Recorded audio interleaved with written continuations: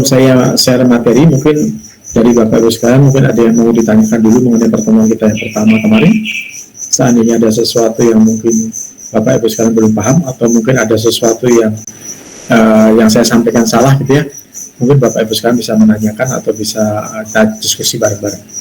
Atau mungkin dari materi Bu Siti yang mungkin ada yang mungkin ditanyakan juga mohon dipersilahkan. Baik, saya izin share ya pada materi, sekaligus nanti kalau ada pertanyaan mungkin Bapak Ibu sekalian nanti bisa disampaikan. PPT saya sudah kelihatan belum Bapak Ibu sekalian? Sudah, Pak. Sudah ya. Oke, baik. Ada yang ditanyakan dulu sebelum saya masuk ke dalam materi kita hari ini? Ada yang ditanyakan? Belum ada ya? Belum ada? Baik, Bapak Ibu sekalian, nanti untuk materi ini bisa saudara download ya di berkas yang sudah saya sampaikan di kelas Edlingnya, nanti Anda bisa mendownload di situ. Hari ini kita akan mencoba untuk melangkah yang sedikit kita nanti berpikir yang sedikit, bukan berpikir keras ya, tapi sedikit banyak nanti sudah masuk ke dalam esensi kita, yaitu preformulasi sediaan padat ya. Nah, preformulasi ini nanti secara umum akan saya sampaikan tidak padat dulu ya, tapi nanti pada akhirnya kita mengacu ke dalam padat, dan padat pun spesifik nanti ke dalam tabletnya. Karena padat itu tidak hanya tablet ya, mungkin ada sediaan granul atau kapsul gitu ya, itu juga sediaan padat ya. Tapi ini nanti secara umum akan saya sampaikan dulu, sediaan adalah secara umum per oral ya. Kenapa? Karena selama ini yang saya pahami yang sangat familiar adalah sediaan padat itu digunakan untuk per oral ya. Walaupun ada bedak tabur itu juga sediaan padat sebenarnya walaupun bentuk granul ya. Tapi ini adalah yang kita pakai di sini secara umum adalah secara per oral. Latar belakang mengenai preformulasi ini nanti akan Anda lakukan juga atau Anda akan aplikasikan juga pada tahap Anda nanti semester 6 ya. Ini kan semester 5 ya. Semester 6 nanti Bapak-Bapak sekalian akan mencoba untuk mengambil proposal skripsi ya, nanti atau proposal untuk tugas akhir saudara. Nah, di dalam menyusun proposal nanti, langkah yang pertama Bapak-Bapak sekalian biasanya adalah Anda mencari pembimbing dulu ya. Nah, ini nanti yang akan saya bicarakan ini nanti adalah menyangkut preformulasi bagi teman-teman nanti yang mungkin nanti akan ke formula. Tapi tentunya tidak semuanya nanti harus tidak formula, atau istilahnya kalau kita bilang bahwa ini nanti materi ini juga bisa digunakan untuk Anda menyusun proposal yang bukan bidang formulasi.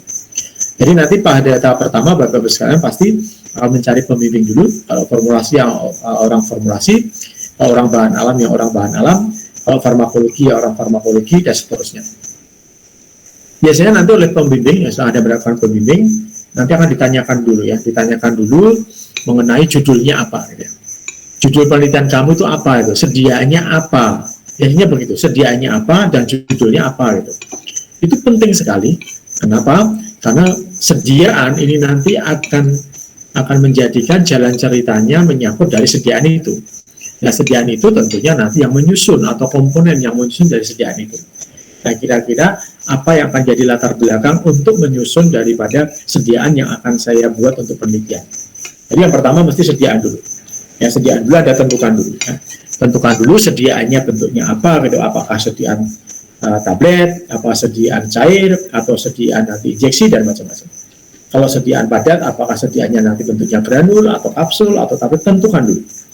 Kenapa? Karena masing-masing sediaan ini, masing-masing sediaan padat pun misalnya ya, itu nanti komponennya pun berbeda. Sama-sama tablet misalnya, ada tablet yang konvensional, ada tablet yang modified release misalnya. Misalnya kita bandingkan tablet paracetamol yang kita telan, ya, dengan misalnya tablet paracetamol yang dibuat dalam gumi ya, gumi atau kita bilangnya tablet yang seperti permen itu. Sama-sama tabletnya paracetamol, tetapi karena tabletnya ada bentuknya berbeda, ya, yang satunya adalah di mulut dikunyah, yang satunya ditelan, maka tentunya formulasinya pun berbeda. Formulasi di sini adalah bahan tambah yang digunakan pun berbeda. Nah, sehingga nanti di sini pun Anda akan menceritakan mengenai bahan tambahan dari sediaan pun akan berbeda.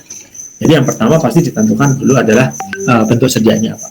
Nah, baru kemudian Anda menyusun ya bab 1, bab 2, dan bab 3 ya. Nanti proposal itu bab 1, bab 2, bab 3. Kemudian di bab 1 ada pendahuluan, di situ ada latar belakang. Kenapa kok Anda memilih judul itu?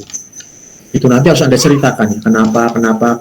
Nah, setiap kenapa ini harus ada rujukannya. Rujukannya apa? Rujukannya adalah jurnal atau pustaka. Ya, jurnal atau pustaka. Sehingga nanti kalau Anda menyusun preformulasi, itu rujukannya adalah pustaka atau jurnal.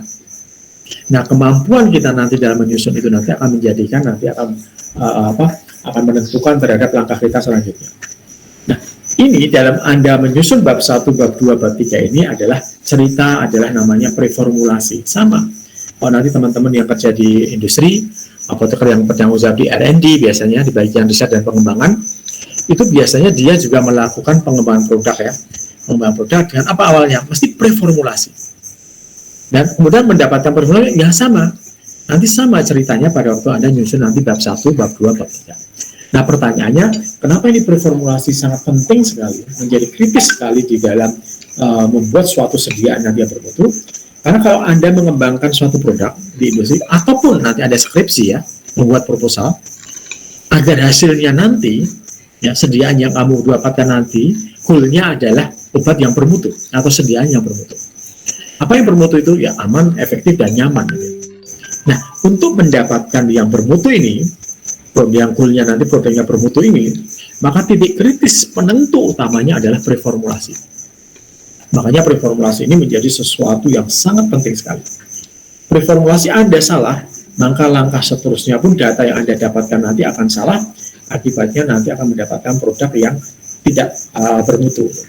Padahal untuk mendapatkan produk yang bermutu, nanti itu langkahnya panjang ya. Kalau Anda skripsi nanti biasanya 1 semester ya. Ini bab 1, bab 2, bab 3, preformulasi, Anda susun, kemudian Anda ujian proposal. Kalau ujian proposal nanti di situ nanti akan ditanyakan oleh penguji. Kira-kira punya kamu nanti memenuhi apa tidak, bisa jalan apa tidak, hasilnya bagus apa tidak, nanti penguji akan memberikan saran itu. Nah, seandainya nanti Anda tidak kuat di situ, dan kebetulan pengujinya mungkin bukan bidang formulasi, sehingga memberikan masukan yang mungkin tidak pas, maka setelah itu Anda akan masuk ke dalam bab 4, yaitu menyusun hasil dan pembahasan. Nah, nanti Anda akan masuk lab. Nah, karena kekuatan preformulasinya tidak kuat, akibatnya nanti produknya atau hasil yang kamu lakukan di lab nanti, datanya akan, kalau kita bilang, akan menyimpang jauh dari yang kita tentukan. Nah, tentunya nanti di sini harus Anda membahas betul ya, kenapa kok bisa begitu. Makanya ada bab 4 ya, hasil dan pembahasan. Nah, di industri juga sama ya. Di industri juga sama, nanti langkahnya panjang. Kalau industri tidak hanya seperti Anda 1 semester, tidak, tapi dia panjang. Karena nanti ada namanya, kita skala lab ya, skala lab itu di R&D, kemudian nanti skala scale up, kemudian nanti skala produksi. Jadi langkahnya panjang, kemudian setelah itu nanti diuji apa? Uji disolusi terbanding dan uji babi.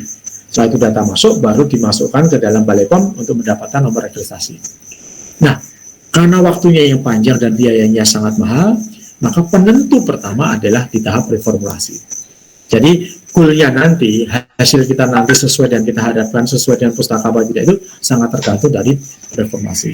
Jadi Bapak-Ibu sekalian, di dalam menyusun sediaan nanti, pada waktu Anda menyusun juga pada waktu Anda menyusun proposal, maka kekuatan preformulasi menjadi acuan yang sangat kritis, yang sangat tepat sekali, yang harus ditekankan oleh pembimbing. Jadi biasanya apa? Ya biasanya betul-betul Anda harus kuat dalam menyusun itu. Nah, apa saja yang perlu dipergunakan untuk memperkuat preformulasi agar nanti pada akhirnya desain kita atau formula kita, apa yang kita dapatkan nanti menjadi betul-betul sesuai dengan yang kita harapkan. Maka yang pertama sekali adalah Anda kumpulkan data-data itu.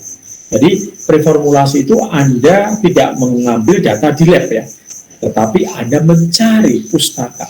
Jadi data-data yang rasional. Rasional itu apa? Data-data yang ilmiah. Kalau Anda ingin penelitian di skripsi, proposal, ya tentunya nanti datanya ilmiah dari mana? Ya dari jurnal atau dari pustaka. Dan pembimbing dia nanyakan kalau bisa jurnalnya yang bukan abal-abal gitu, asal-asalan jurnal gitu, apalagi skripsi gitu.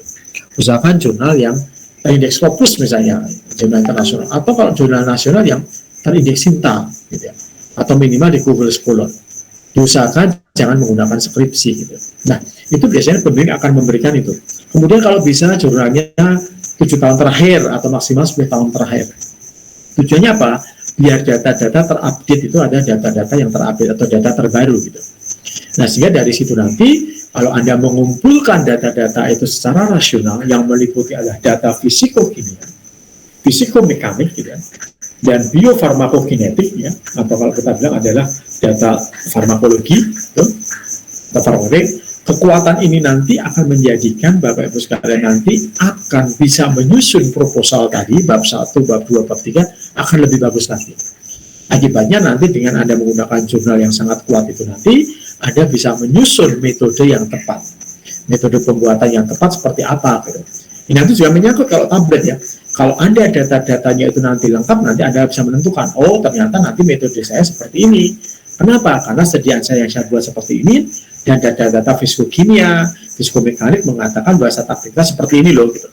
Sehingga nanti Anda dalam memilih metode pembuatan tablet pun tepat, cara kerja untuk mengolah pun tepat gitu. Nah ini nanti perlu Anda lakukan data-data seperti itu.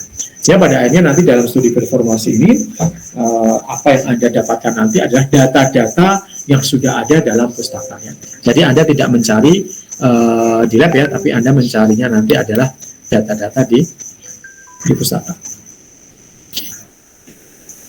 Yang saya sampaikan adalah beberapa tahap yang paling penting Anda di dalam menyusun data-data itu. Kenapa data-data itu menjadi data yang penting? Agar mendapatkan nanti kita desain kita bagus, akibatnya nanti juga akan mendapatkan sediaan yang memenuhi persyaratan, yang mempunyai kemanfaatan hayati yang sesuai dari kriteria yang kita tentukan. Nah, kita harus melihat dulu bahwa sediaan per oral itu berarti sediaan yang melalui mulut ya, bisa ditelan langsung atau bisa hanya di mulut gitu. Nah, di sini nanti di dalam sediaan per oral ini sediaan yang banyak, paling banyak ada sediaan padat ya, sediaan padat. Walaupun cairan banyak, banyak juga cairan gitu. Yang kita bicarakan karena padat dan cairan banyak untuk per oral, maka sediaan-sediaan ini nanti menjadi sediaan yang kalau Anda dapatkan banyak Anda temukan di sediaan di apotek ya. Nah, ini penting sekali. Nah, untuk mengembangkan suatu produk ini, kalau Anda ingin nanti skripsinya atau misalnya proposal skripsinya adalah formulasi, Anda akan mengembangkan sediaan yang per oral, misalnya sediaan cairan boleh, atau sediaan padat ya, boleh seperti tablet dan macam-macam. Maka lihat dulu, tadi kita bilang ada studi formulasi, datanya apa? Nah, ada data yang perlu kita sampaikan di sini. Nah, pada waktu Anda minum ya, kemarin kalau saya ceritakan mengenai tablet paracetamol ya. Anda minum tablet paracetamol, kemarin saya sampaikan bahwa tablet paracetamol ini hanya bisa berefek kalau dia nanti bisa diabsorpsi gitu ya. Setelah diabsorpsi nanti, dia berikatan dengan reseptor, kemudian nanti akan memberikan efek. Nah, sebelum dia diabsorpsi, maka bahan aktif ini harus terlarut dulu, lepas dari sediaan yang kita minum. Itu adalah yang kemarin saya ceritakan. Nah, sekarang gambarannya begini, misalnya Anda mengkonsumsi tablet paracetamol. Anda minum secara per oral, kemudian dari tablet paracetamol ini nanti, dia hanya bisa diabsorpsi, ya. Dia hanya bisa diabsorpsi, di mana datanya Anda cari, ya. Data, misalnya data farmakokinetik atau data dari farmakologinya.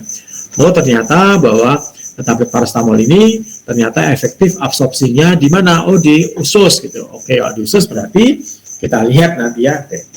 Nah, perjalanan pada waktu kita minum tablet paracetamol, nanti tablet paracetamol hanya bisa diabsorpsi di usus kalau tablet paracetamol itu larut gitu. Larut ya. Pertama itu larut. Yang kedua, dia harus mempunyai sifat permeabilitas.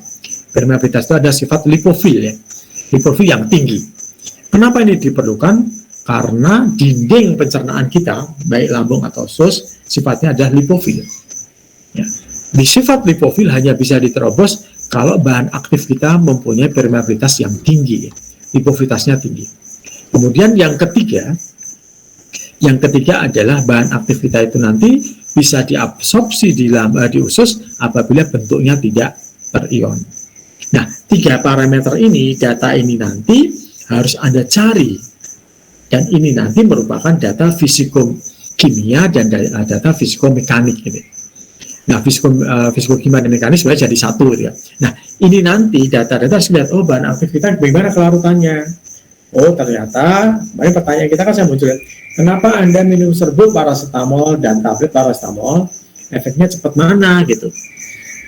Dan kita jelaskan, harusnya cepatnya adalah cepat yang tablet. Loh, kenapa? Ternyata di data fisikokimia, ternyata paracetamol itu mempunyai kelarutan yang agak sukar larut dalam air. Nah, tentunya kalau data fisikokimia mengatakan bahwa paracetamol agak sukar larut dalam air, nah kalau Anda minum serbuk, maka tidak akan bisa diabsorpsi. Yaitu data itu perlu. Oh, kalau begitu, berarti perlu apa? Perlu formulasi untuk meningkatkan kelarutan dari paracetamol, maka dibuat sediaan tablet. Demikian juga nanti dilihat, oh ternyata kalau di farmakope mengatakan bahwa paracetamol agak sukar larut dalam air, berarti dia mudah larut dalam lemak. Ya, kalau mudah larut dalam lemak berarti dia permeabilitasnya tinggi, lipofilitasnya tinggi. Berarti parameter yang kedua tadi mengatakan bahwa paracetamol tidak ada masalah di permeabilitas, tapi hanya masalahnya adalah kelarutan dalam air. Nah, kemudian cari data lagi. Data lagi di farmakologi mengatakan bahwa paracetamol itu absorpsinya bagus di usus. Oh, kalau di usus berarti jangan sampai nanti paracetamol adalah rusak di lambung. Ya, misalnya dia nanti kalau dia terion, ya berarti nanti akibatnya nanti yang diabsorpsi di usus akan menjadi berkurang. Karena yang bisa diabsorpsi itu adalah bentuk tidak terion. Ya. Kenapa bentuk tidak terion bisa diabsorpsi? Karena bentuk tidak terion itu berarti sifatnya adalah lipofil. Ya. Kenapa bisa lipofil? Ya karena yang terion itu biasanya adalah larut dalam air. Kalau larut dalam air berarti dia terion. Kalau tidak larut dalam air berarti dia tidak terion. Datanya dari mana? Ya data PKA. Itu adalah data fisikokimia juga. Ya. Nah, sehingga dalam pengumpulan data ini harus lengkap. Makanya Anda menyusun di bab 1 di latar belakang, nanti pasti disiapkan bahan aktifnya apa modelnya. Oh, paracetamol pasti dilihat. Oh, secara farmakologi paracetamol ternyata adaptasinya bagus di usus. Kemudian data fisikokimia menunjukkan paracetamol adalah BCS kelas 2, di mana kelarutannya dalam air kecil misalnya. Kemudian log P-nya adalah besar. Itu nanti data-data itu menjadi data fisikokimia, sehingga nanti Anda bisa menentukan, oh bahan tambahan apa yang cocok untuk itu. Kemudian dari data itu nanti, kalau kita akan melihat ya, misalnya tablet diminum, kemudian tablet itu paracetamol tadi ya, kemudian paracetamol diminum, kemudian paracetamol tadi siap diabsorpsi, itu namanya adalah fase farmasetik ya. Jadi fase farmasetik adalah fase di mana tablet itu yang kita minum, kemudian dia akan larut dan siap diabsorpsi di usus atau lambung, itu namanya adalah fase farmasetik. Nah, dalam fase farmasetik tadi sudah saya sampaikan pembatasnya apa dan data-data dari preformulasi apa yang perlu dilakukan sudah saya sampaikan. Nah, kemudian setelah diabsorpsi, nanti obat akan dibawa oleh pembuluh darah ya, didistribusi ya, diabsorpsi, distribusi, metabolisme, ekskresi. Nah, obat hanya bisa nanti diabsorpsi dan dia berikatan dengan reseptor baru memberikan efeknya. Nah, ternyata dibutuhkan data juga, data apa? Data biofarmasetik atau biofarmakokinetik atau fisiologi gitu ya. Nanti data itu dimunculkan, data-data farmakologinya juga muncul. Nah, kira-kira obat saya ini nanti itu data farmakologi atau biofarmakokinetik gimana? Apakah terlihat oleh protein plasma? Apa dia mengalami pas metabolisme? Atau dia sudah langsung diekresi? Nah, itu nanti harus datanya dimunculkan. Karena apa? Nanti akan menentukan strategi saudara, kira-kira bahan tambahan apa yang cocok atau bentuk sediaan apa yang paling baik agar tidak mengalami beberapa kerugian terhadap fase-fase ini. Nah, ini perlu harus Anda cantumkan gitu ya. Nah, pertanyaan berikutnya, kalau ekstrak gimana Pak? Ya, kalau ekstrak Anda mencari saja. Ekstrak itu kira-kira lihat saja kelarutannya bagaimana, kita lihat penyaringnya pakai apa. Kemudian dosis farmakologinya berapa, itu dilakukan. Sehingga nanti Bapak-Ibu sekalian, bagi teman-teman yang besok kepingin diformulasi ya, misalnya ada beberapa yang kepingin diformulasi, maka jangan sekali-kali Anda membuat formulasi di mana yang divariasi adalah dosisnya. Jangan sekali-kali Anda meniru skripsi dari kakak tingkat yang menggunakan dosisnya divariasi. Kalau pas ketemu saya, mesti saya arahkan tidak boleh. Logikanya kenapa? Kalau sudah bermain formulasi, maka yang divariasi adalah bahan tambahannya, bukan dosisnya. Coba Anda bayangkan, ada nggak penelitian misalnya paracetamol, pabrik A, pabrik B, pabrik B, semuanya mesti 500 mg. Tidak ada paracetamol, pabrik A 550, yang satunya 600, yang 700 sudah ada. Maka apa? Tentukan dulu sebagai apa dia fungsi. Misalnya kebanyakan misalnya ekstrak ini sebagai antibakteri, ya tentukan dulu antibakterinya. Dosisnya berapa dia sebagai antibakteri. Ya berarti dia kuat, ya sudah, dosis yang kuat itu baru kita bermain di formula. Jangan bermain dosis dengan formula. Formulanya cuma satu, cuma dosisnya divariasi 5, 10, 15, 20. Haram hukumnya kalau masuk di dalam formulasi ya. Jadi jangan sekali-kali Anda masuk ke dalam formulasi, bagi yang berkenan ya, itu nanti Anda memvariasi dosisnya. Kemudian ini beberapa faktor yang mempengaruhi bioavailabilitas ya. Kenapa ini perlu saya sampaikan? Karena biasanya teman-teman yang mau sekolah S2 atau S3 atau bahkan saudara S1 biasanya nanti skripsinya adalah mengambil konsep-konsep ini ya. Beberapa tahap yang menyebabkan nanti obat-obat turun, kenapa bioavailabilitasnya turun itu menjadi yang kita lakukan sebagai penelitian ya. Dan secara umum, saya bilang secara umum ya, secara umum sebagian besar obat-obat peroral yang beredar di pasaran kita itu adalah bioavailabilitasnya adalah kecil ya. Ada yang 60, ada yang 70, bahkan ada yang 20 ya. Ada yang 10 gitu. Apa artinya? Misalnya ada suatu obat A ya, ada obat A misalnya gitu ya, ternyata dia mempunyai bioavailabilitasnya adalah 60%. Artinya apa? Artinya kalau Anda minum obat, misalnya Anda minum dosisnya 100 mg, maka yang memberikan efek cuma 60%-nya saja yang berkaitan dengan reseptor. Berapa? 60 mg yang akan memberikan efek. Yang 40 kemana? Yang 40 hilang. Hilang kemana? Ya tadi, waktu saya tahap-tahap di dalam waktu fase-fase penting obat itu muncul di situ. Baik tahap fase farmaseutik maupun tahap setelah diabsorpsi. Nah di sini kita lihat untuk sediaan ya. Tentunya kalau sediaan, ya kita melihat konsep kemarin kita bilang bahwa obat hanya bisa memberikan efek kalau dia diabsorpsi atau dia larut. Nah tentunya kecepatan larut ini nanti akan menentukan terhadap bioavailabilitas dari obatnya.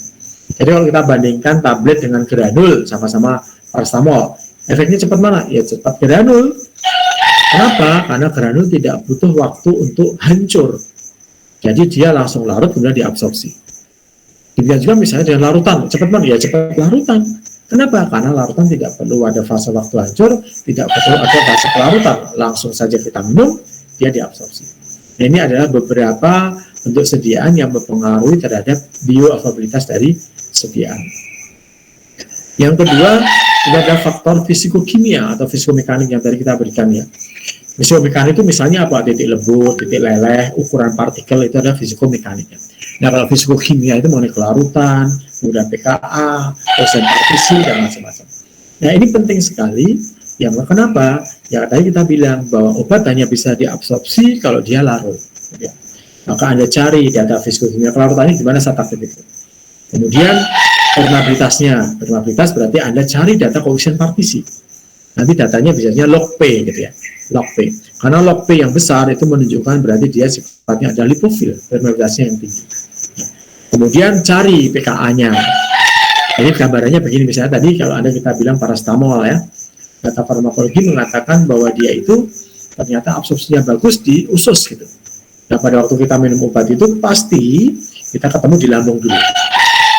Dan lambung itu sangat asam sekali, asam kuat sekali ya, pada 1 sampai 3. Nah, biasanya obat-obat itu nanti secara umum ya, obat-obat itu kalau ketemu di lambung dulu, maka obat itu nanti akan terion, gitu ya, akan terion. Nah, terionnya berapa? Itu harus Anda hitung gitu. Kalau itu mungkin semester 3, Anda mencarinya waktu di mata kuliah kimia farmasi ya, mungkin kimia farmasi, Anda disuruh menghitung berapa pKa-nya gitu. Anda dengan menggunakan ada senas lebah ya dulu ya, Anda hitung pKa-nya. Oh ternyata paracetamol pada pH 1 yang terion berapa, yang tidak terion berapa, pH 2 yang terion berapa, tidak terion berapa, dan seterusnya. Itu dulu waktu dulu Anda mencari ya, menghitung.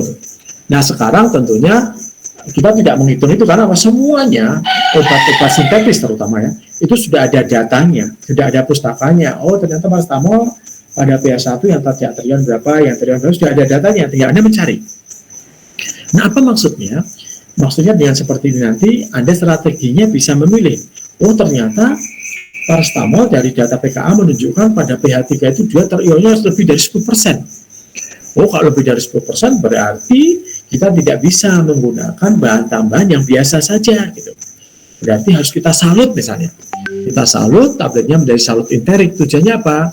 Agar kita minum tablet paracetamol itu di lambung dia tidak terion gitu. Ya kalau terionnya di bawah 10% atau di bawah 5% dianggap biasanya secara umum itu dianggap tidak dilakukan perlakuan. Tapi udah di atas 10 berarti perlu dilakukan perlakuan. Nah inilah maksud saya data-data yang penting untuk menyusun formulanya. Misal tadi perlu nggak itu disalur, perlu nggak ada bahan tambah yang perlu untuk menyalur itu tergantung dari data itu. Gitu. Kalau Anda tidak menggunakan data itu, data preformulasi data PKA ya nanti akan kacau. Gitu. Kemudian juga misalnya Anda di situ ada langkahnya untuk menaikkan kelarutan gimana? Oh kita ukuran partikelnya gimana sih? Harus dicari. Oh misalnya paracetamol bentuk partikelnya apa? Oh ternyata bentuk partikelnya menjari misalnya. Kemudian ukurannya sekian ukuran partikelnya. Ya. Kemudian dia kelarutannya bagaimana? Muncul semua itu harus Anda lakukan. Di COA-nya ada. Jadi setiap Anda membeli bahan itu ada COA, Certificate of Analysis ya. Itu ada. Ya seperti kalau misalnya gambarnya begini. Kalau Anda nanti lulus Anda dapat ijazah. Ijazah itu ada nilainya. Oh, saudara A sudah lulus, ijazahnya COA-nya gimana? Oh, COA-nya ini, misalnya matematika dapat berapa, bahasa Indonesia dapat berapa. Itu adalah COA dari kapabilitas atau kemampuan saudara atau kualitas saudara. Sama dengan bahan aktif ini. Kalau Anda beli, maka dikasihkan COA. Oh, bahan aktif ini kelarutannya bagaimana, titik leburnya bagaimana, titik lernya bagaimana, kemudian dia bentuknya seperti apa. Itu menggambarkan dari bahan aktif kita. Itu beberapa langkah yang harus Anda kumpulkan pada waktu Anda nanti akan menyusun preformulasi. Yang perlu saya sampaikan tadi ada kelarutan ya. Kenapa? Jadi penting sekali karena tadi saya bilang bahwa penentu utama yang paling kritis sekali untuk kelarutan adalah kelarutan. Kenapa ini sangat kritis ya? Karena apa? Karena tadi saya sampaikan bahwa di dalam usus itu kan perjalanan obat itu dari waktu kita telan itu akan ke lambung dulu, kemudian nanti ke usus ya. Nah, dari usus ke lambung, itu pH-nya adalah 1 sampai 8 ya, atau 7,8, 7,6 ya. Dari yang sangat asam sekali, sampai menuju netral atau sedikit basah. Nah, obat-obat yang perjalanannya sangat melalui yang ekstrem ini, akan mengalami beberapa perlakuan gitu. Yang paling kritis adalah biasanya ada di bagian lambung, yang sangat kuat sekali asam ini. Jadi sangat hati-hati sekali. Nah, kebanyakan ini dihubungkan lagi obat kita yang beredar di pasaran itu hampir 75% ya, hampir 75%, bahkan lebih itu ada sifatnya ada basa lemah. Artinya basa lemah itu ada sifatnya ada sukar larut dalam air, gitu ya. Nah, yang sukar larut dalam air pada menjadi acuan kita bahwa obat yang sukar larut dalam air nanti akan menjadi masalah di mana pada waktu Anda nanti diabsorpsi, gitu. Nah, pada saat ini seperti ini, berarti kalau Anda minum di sini, maka pada waktu di lambung, basa lemah ketemu asam di lambung, maka akan terjadinya garam. Kalau terjadi garam, maka dia akan terlarut.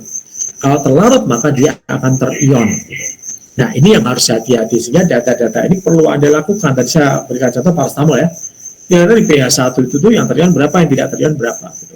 Nah, ini perlu harus Anda dapatkan, data-data ini penting sekali. Karena tadi perjalanan di pH-nya itu dari 1 sampai 8 yang sangat ekstrim. Yang kedua, secara umum obat kita itu ya, hampir 75% lebih ada bentuknya basa lemah. Basa lemah itu adalah sukar larut dalam air. Ini yang tadi saya sampaikan bahwa obat yang bisa diabsorpsi, tadi ada 3 parameter ya, ada kelarutan, permeabilitas, yang satunya bentuk tidak terion. Bentuk tidak terion itu syaratnya lipofil tadi yang saya sampaikan ya. Kenapa? Karena kalau yang terion itu biasanya dia terlarut. Kemudian ada obat yang secara farmakologi harus Anda lihat, misalnya ada asetosal gitu. Kalau Anda tidak hati-hati membaca farmakologi nanti akan kacau. Gitu. Di farmakologi mengatakan bahwa asetosal itu sangat bagus absorpsinya di lambung gitu. Kenapa? Karena dia sifatnya asam. Karena sifatnya asam, maka dia bagusnya absorpsinya di lambung gitu. Ya, ketemu asam dan asam, akibatnya dia tidak terion, maka dia akan diabsorpsi. Nah, kalau Anda tidak membaca data farmakologi ini tidak kuat, maka akibatnya formulasi saudara, sediaan saudara akan seperti sediaan di mana obat itu nanti sampai di lambung, di usus. Karena urutannya mesti di lambung terus ke usus. Nah, kalau sampai obat ini sampai di usus, ya akibatnya nanti dia tidak akan diabsorpsi. Kenapa? Karena dia bentuk terlarut dan terion di situ. Itu harus hati-hati. Nah, ini yang perlu saya sampaikan. Kapan Anda kepingin obat kita nanti absorpsinya di usus atau di lambung, ya data farmakologi harus dimunculkan. Karena nanti penting sekali.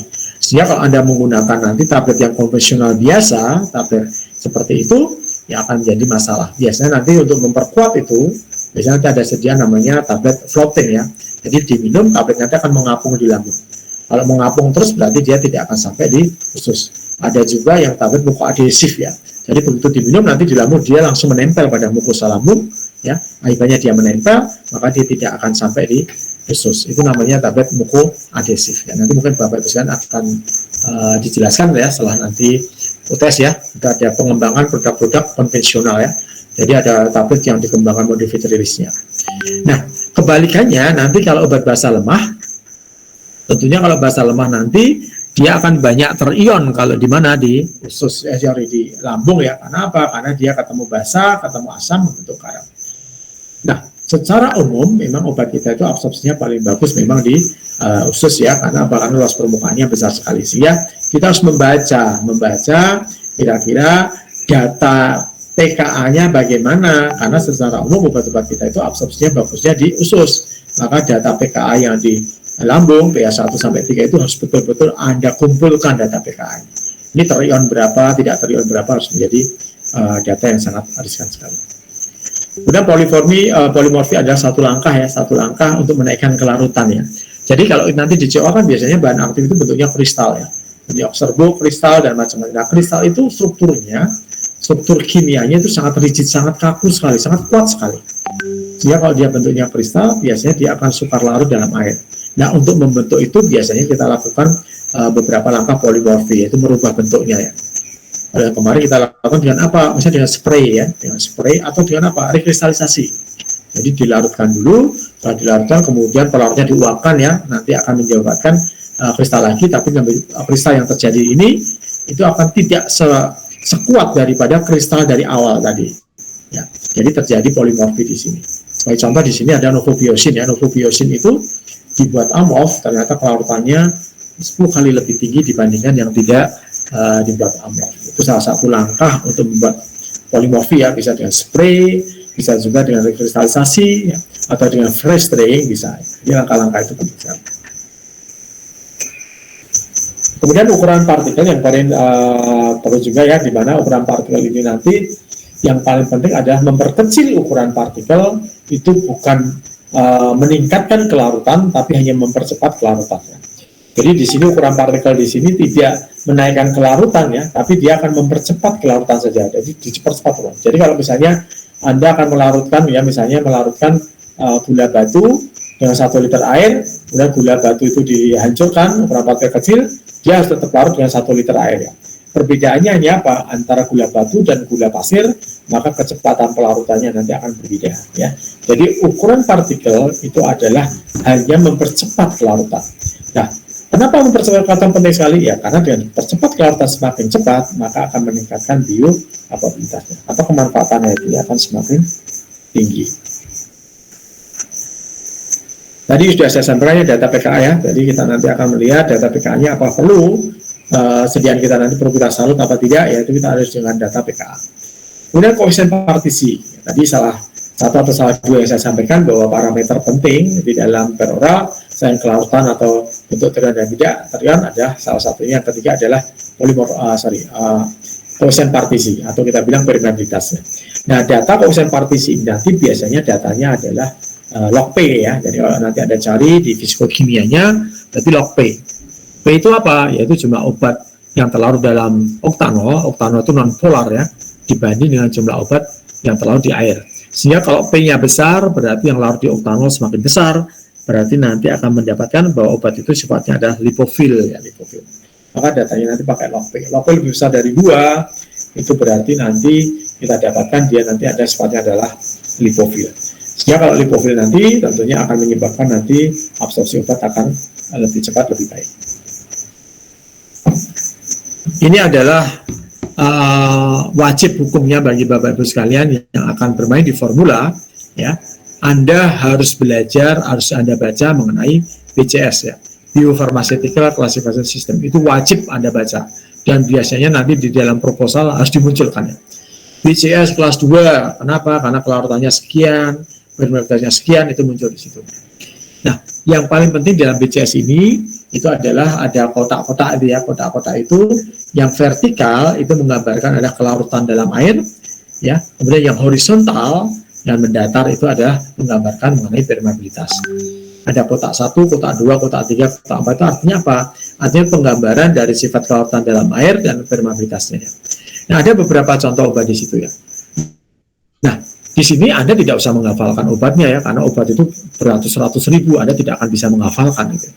Yang perlu Bapak Ibu pahami adalah apa itu BCS kelas 1, apa itu BCS kelas 2, apa itu BCS kelas 3, dan apa BCS kelas 4 gitu.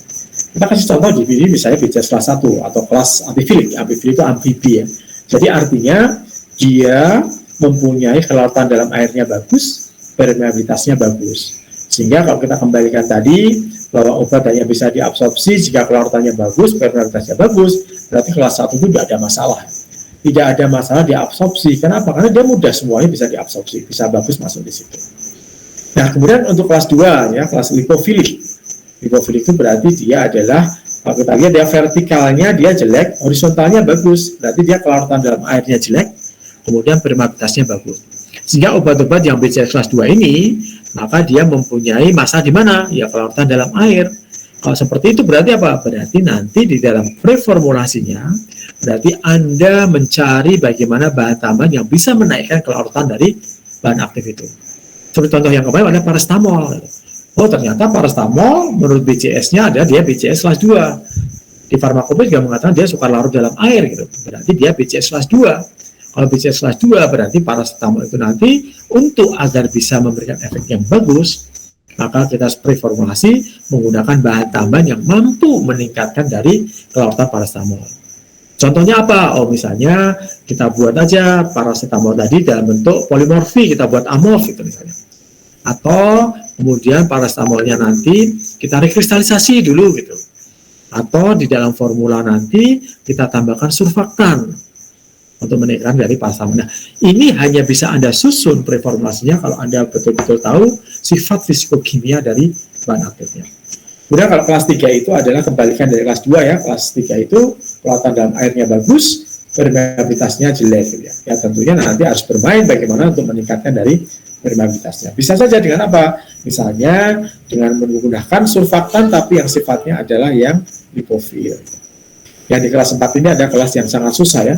Kelarutan dalam airnya jelek, kelarutan dalam minyaknya juga jelek gitu ya. Sehingga nanti kita gabungkan strategi dari kelas 2 dan kelas 3 ini untuk mendapatkan di dalam kelas 4. Itu yang perlu Anda pahami mengenai BCS ya, dan ini wajib. Nah kalau ekstrak gimana Pak? Ya Anda lihat saja ekstrak kamu pakai ekstrak apa pelarutnya. Kalau pakai non-polar ya berarti sifatnya dia adalah di kelas 3 mungkin ya. Tetapi kalau misalnya pakai etanol Pak, ya kita lihat juga etanolnya dibakar 70% atau 96. Kalau 96 lebih banyak yang non-polar gitu.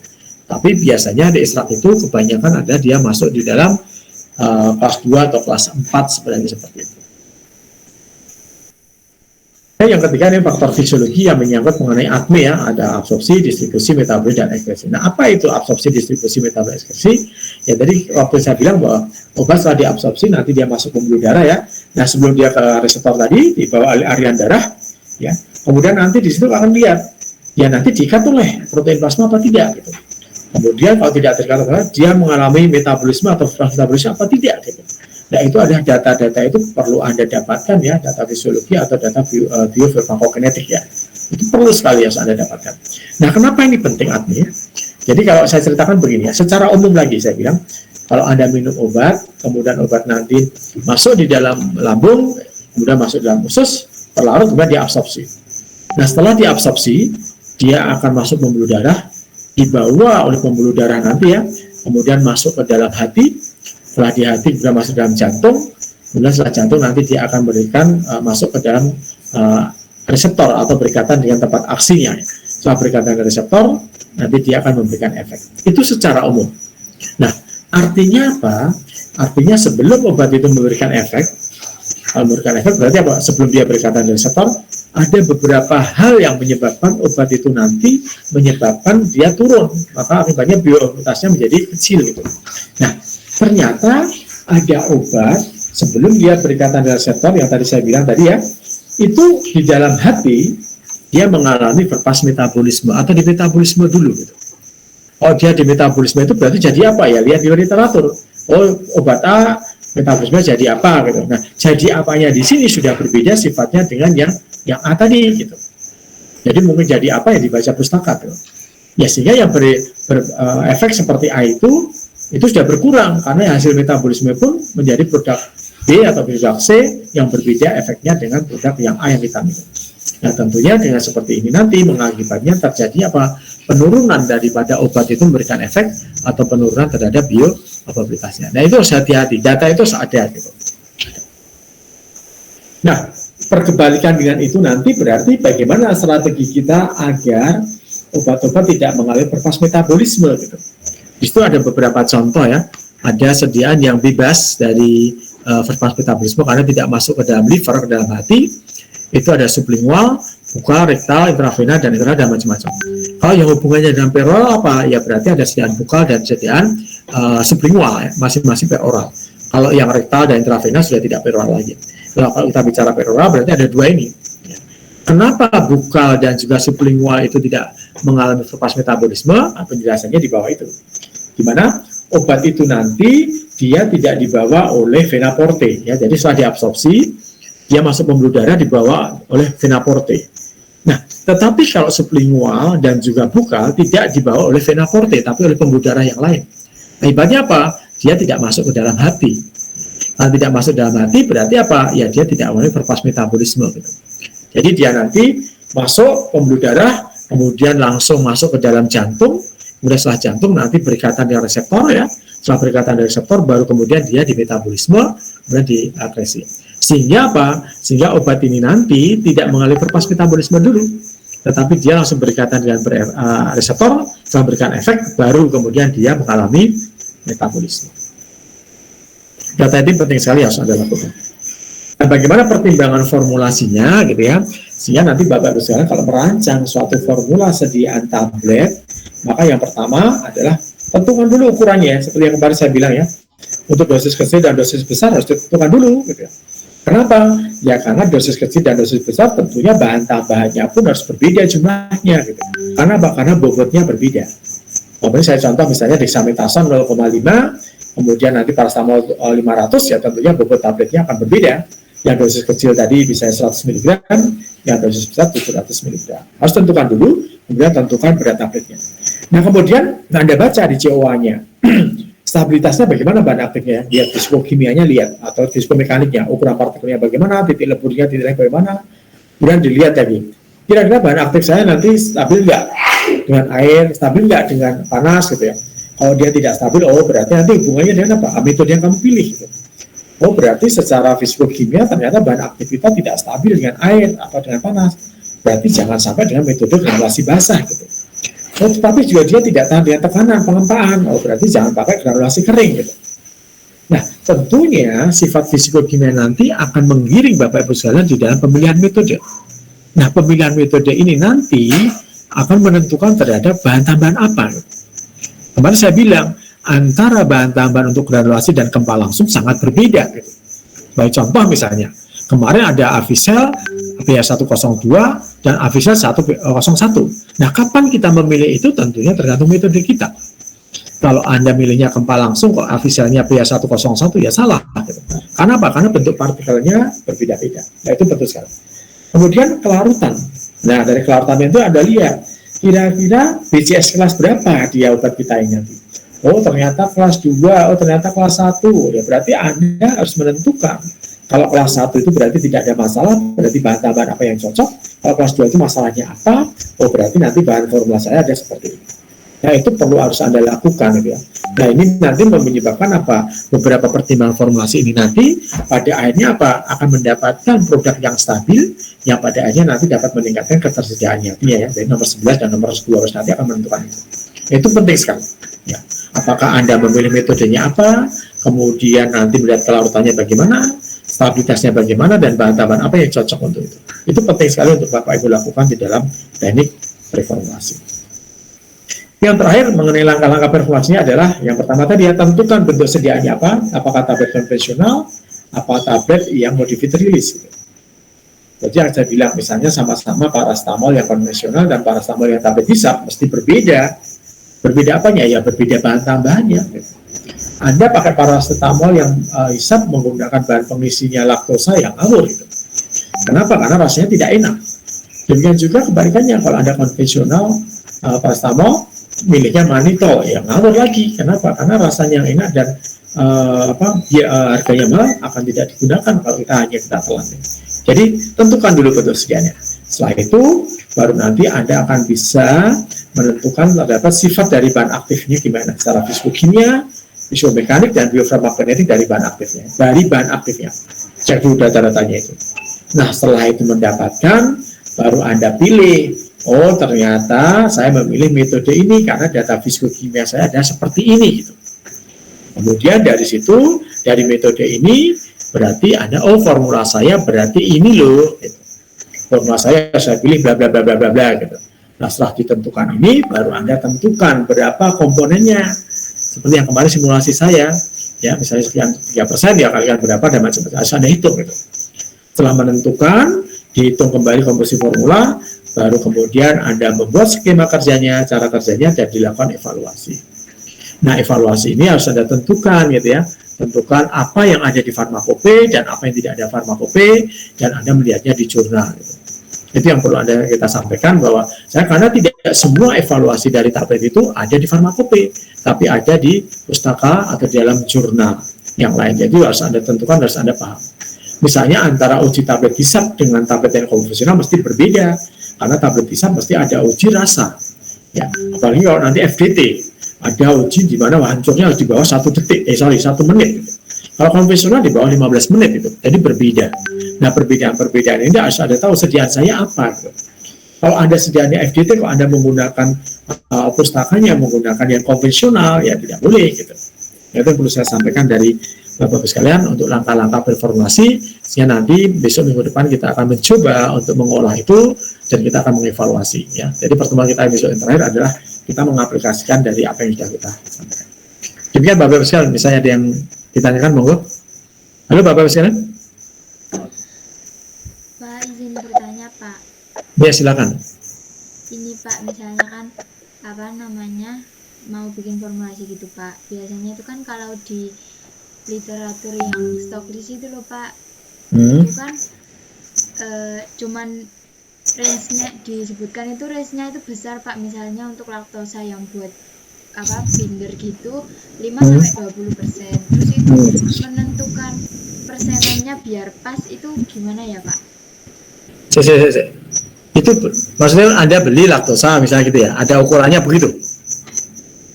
Bukan Pak, itu kayak apa ya Pak ya, banyaknya gitu loh Pak, bukan konsentrasi apa ya, jumlahnya yang ditambahkan di situ gitu? Iya gitu Pak.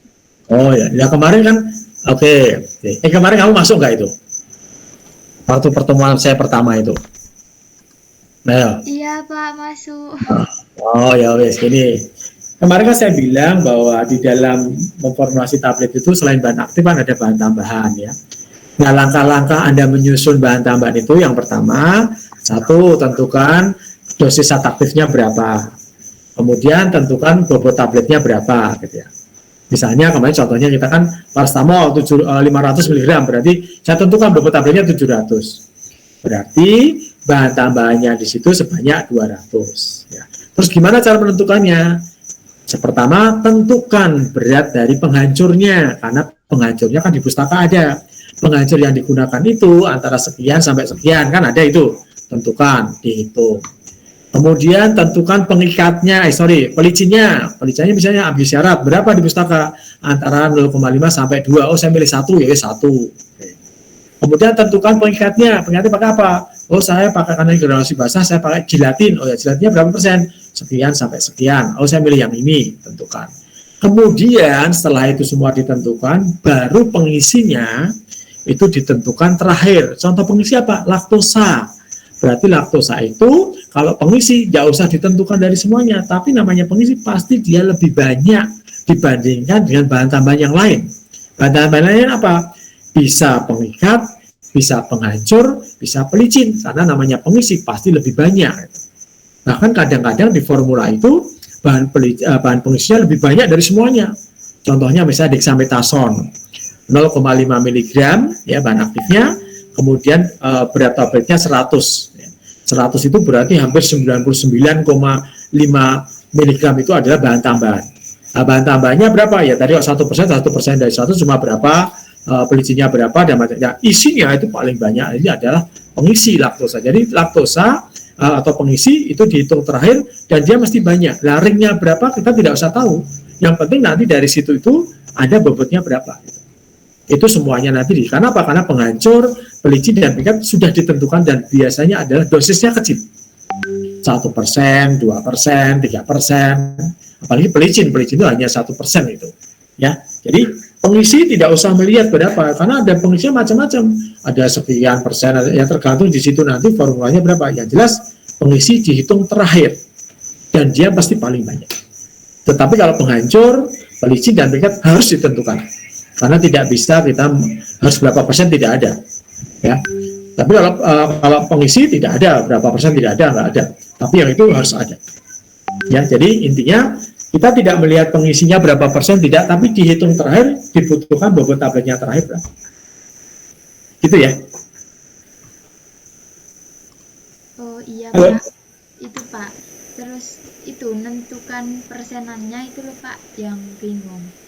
Soalnya kan kalau di bukunya itu misalnya 5-20%. Nah, itu milih yang tepat di antara 5-20 itu gimana ya, Pak? Apa ini? 5-20 apa nih? Bahan apa ini? Misalnya bahan pengisi? Iya. Bahan pengisi atau bahan pengikat? Atau bahan penghancur, pelicin? Buat itu Pak, tulisannya itu binder gitu ya Pak. Oh, binder itu apa? Binder, ayo. Binder itu apa? Pengikat kalau nggak salah. Nah, pengikat. Oke. Kita kembali lagi bahwa pustaka itu mengatakan, misalnya katakan tadi misalnya antara 5-20% itu ya. 5-20. Kapan kita memilih 5 atau kapan kita milih 10, kapan kita milih 15, kapan kita milih 20, kan ringnya gitu ya. 5-20 gitu toh? Iya, Pak. Oke. Kemarin saya katakan bahwa saya dalam memilih pengikat ya, itu sangat tergantung dari pengisi apa yang kita tambahkan di dalam formula gitu. Ada pengisi yang mudah larut dalam air seperti laktosa, ada juga pengisi yang sukar larut tapi mudah terbasai misalnya artificial. Tentunya jumlah pengikat untuk mengikat antara yang mudah larut dalam air dengan pengisi yang sukar larut dalam air, mudah terbasai, tentunya jumlahnya akan berbeda gitu. Kalau laktosa yang mudah terbasahi, tentunya kita milih pelicin yang sedikit banyak, lebih sedikit dibandingkan dengan avisel. Itu parameter yang pertama. Yang kedua, gitu ya. Yang kedua, kita itu biasanya menggunakan trial dulu. Ya. Kita misalnya 5 dan 20 tadi ya. Oke, Anda gunakan misalnya 5% dulu. Kira-kira 5% itu menghasilkan kekerasan yang berapa gitu. Jadi di dalam orang formulasi, ya, kalau kita membuat formulasi A, B, C, D itu, waktu ada proposal, nanti pada waktu masuk ke dalam lab, bisa saja itu formula kamu berubah. Misalnya tadi waktu proposal 5% Pak, ternyata setelah masuk ke dalam lab, loh kok tidak keras, jadi 10, boleh nggak? Boleh nggak Pak? Boleh Pak. Boleh, gitu. Oh ternyata tidak 10 Pak, dan tidak 5, ternyata 3, boleh nggak? Boleh. Nah, boleh. Jadi pustaka misalnya 5-20, saya mau tanya, kira-kira ternyata setelah Anda melakukan trial, ternyata kekerasan saya, ternyata pengikat saya untuk mendapatkan tabel yang keras itu, ternyata hanya 3%, boleh nggak? Boleh nggak? Nggak boleh, Pak. Kan kenapa kok tidak boleh? 5%. Kenapa kok tidak boleh? Kenapa kok tidak boleh? Yang paling kecil 5%, Pak. Oh enggak, ya itu kadang-kadang kita yang mengecoh di situ ya. 5-20 itu pustaka. Jadi kita boleh menggunakan itu, boleh tidak, tergantung dari bahan aktif kita juga Pak. Tergantung dari bahan tambahan yang lainnya juga. Dia hanya secara umum memberikan ini loh 5-20. Tapi kita berbeda boleh enggak? Boleh. Boleh Mbak. Kenapa di dalam farmakope nggak ada ketentuan itu? Yang penting apa? Pak, kalau saya tidak 5 Pak. Kenapa? Ya kalau 5 nanti kekerasan itu Pak. Ya kalau tabletmu keras hancurnya cepat apa enggak? Lama Pak. Lama, berarti saya boleh nggak kalau di bawah 5 saya berikan 2 saja Pak? Ternyata kerasannya cukup itu Pak, boleh nggak? Boleh. Boleh. Jadi Anda jangan terkecoh dengan pustaka itu. Pustaka itu hanya menuntun kita. Menuntun kita nanti kira-kira seperti ini loh gitu. Tapi setelah di trial dicoba, loh kok berbeda? Ya enggak apa-apa. Kenapa? Karena pengikat ini antara 5 sampai 20 itu dia tidak tahu bahan tambahan lainnya apa. Karena bahan tambahan saling gandeng ceneng. Tadi seperti contoh saya, kalau pengisinya mudah larut dalam air, maka pengikat saya lebih kecil saja. Tapi kalau pengisinya sukar larut dalam air, kita akan menggunakan pengikat yang lebih besar karena untuk mengikat dia gitu. Paham ya? Jadi jangan sampai Anda terpacu dengan pustaka itu, boleh nggak gitu? Berbeda? Boleh. Karena di dalam farmakope nggak ada. Yang penting farmakope apa? Waktu hancurnya memenuhi apa tidak? Kekerasan kamu memenuhi apa tidak? Kerapuannya memenuhi apa tidak? Disolusinya memenuhi apa tidak? Keseragaman kadarnya memenuhi, itu aja. Mau formulasinya bagaimana terserah gitu. Tapi untuk menyusun formula itu ada pustaka. Ini loh ben kowe ra kangelan tak kasih ini. Oh seperti itu. Nanti saat dia berubah boleh? Ya boleh gitu. Paham ya? Paham Pak, terima kasih. Oke. Ada lagi yang ditanyakan? Terima kasih pertanyaannya. Mudah-mudahan yang lainnya paham semua ya gitu ya. Jadi diam itu belum tentu tidak paham ya. Mungkin sudah paham semua. Jadi tidak ada yang ditanyakan ya. Mungkin begitu loh ya. Tapi banyak ini mungkin ada sesuatu yang mengganjal itu nggak perlu ditanyakan. Jadi yang diam itu belum tentu tidak paham. Saya kan mesti paham semua. Jadi saya terima kasih sekali bagi teman-teman yang mungkin tidak bertanya. Tapi harapannya adalah paham semuanya. Baik Bapak sekalian. Kalau tidak ada yang ditanyakan, ada yang ditanyakan? Kotinya siapa ini kotinya? Saya Erlina, Pak. Nah, Mbak Erlina, oke. Mbak Erlina mewakili teman-temannya saya ini. Ini mewakili. Kira-kira Mbak Erlina ada pertanyaan nggak? Belum ada, Pak. Ya, belum ada, berarti teman-temannya juga belum ada. Daripada belum ada diam-diaman gini kan, udah dipatung ya. Nah, lebih baik saya akhiri saja gitu. Ya toh Mbak Erlina? Oh, orang, ya toh Mbak? Oh, orang Mbak? Ya Pak. Mbak Erlina. Oh, setuju ya? Setuju nggak Mbak Erlina?